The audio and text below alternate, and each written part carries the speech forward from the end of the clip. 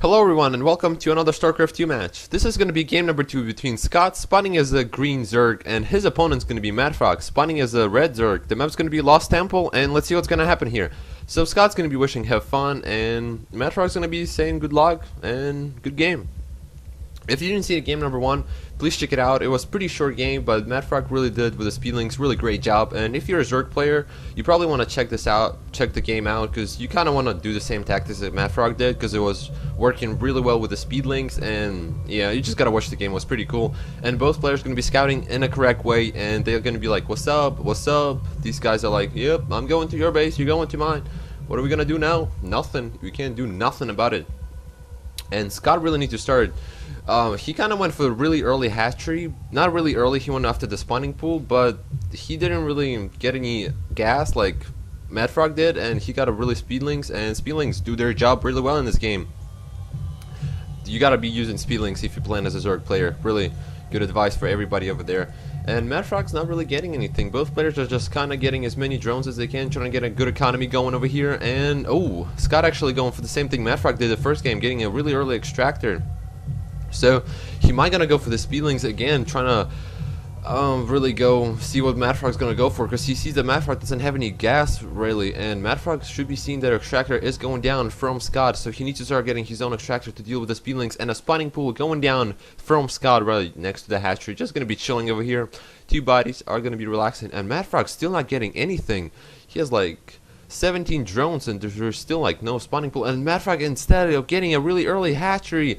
Oh dude, this is gonna be really hard for MadFrog to deal with the speedlings. He doesn't have spawning pool at all, and spawning pool from Scott is almost like halfway there, and he's gonna be getting speedlings. So MadFrog really gotta know what he's doing. He's getting his own spawning pool, so it's gonna be a while before his Zerglings are gonna pop before the Scotts. And MadFrog's playing with the fire right now, because it's really hard to defend. You don't have spawning pool finish, and when your opponent is getting Zerglings, you can't even get your own to defend against this. But the extractor is finished from MadFrog, and he should be, oh, it's not finished, it's getting there, I apologize. And look at the spawning pool. Speedlings are gonna be probably, because it was selected before, you can see like kind of green things, whatever. Oh yeah, no, oh, no. I thought he was selecting him, but he actually is getting Zerglings, because his Overlord is in a great position. He sees exactly there's a hatchery going down, and the spawning pool is not finished from MadFrog, but the distance for this Zergling is pretty long to run, so MadFrog might be able to defend against this. He's getting his own 4 lings and a queen, but there is Baling Nest going down from Scott. Scott is copying MadFrog first game, doing for exact the same build that MadFrog go for, speedlings and transition into Balings, dude. And it paid off, so you just gotta do whatever these two guys are doing, because these guys know what they're doing with the Zerg player. Trust me, it's really hard to micro Zerg player, because you gotta be really good with this. You gotta have perfect timing being a Zerg player. You gotta know exactly when to expand, because you can't be 1-1 base playing as a Zerg player. It's just like impossible. You gotta expand at least like once to be in a good shape. But these guys, whoa, Balings are finished from the Scott, and look at these Balings are gonna be going down over here. Acid going down a lot on MadFrog's Balings, but there is 2 Balings are going into MadFrog's base. These guys, if these guys are making it to the mineral line, the MadFrog is gonna be pretty much screwed. But there's a queen on the way, but these Zerglings really trying to kill these Balings, and the Balings are not gonna be making it to the base. They're making it to the base. All these drones, I gotta get out of there before the Balings are popped. The Balings cannot pop those drones, dude. There is a great marker going down from the MadFrog. I'm so excited, and only one drone going down to those Balings, and this Zergling really needs to get chopped. Oh, dude. MadFrog just micro his units so perfectly, but there is more reinforcement coming in from Scott, and all of these are speedlings. And there is roaches from MadFrog, so MadFrog is going for the roach build, and the roaches are really good against the speedlings, or any sort of units kind of like that, because roaches do a lot of damage to these units.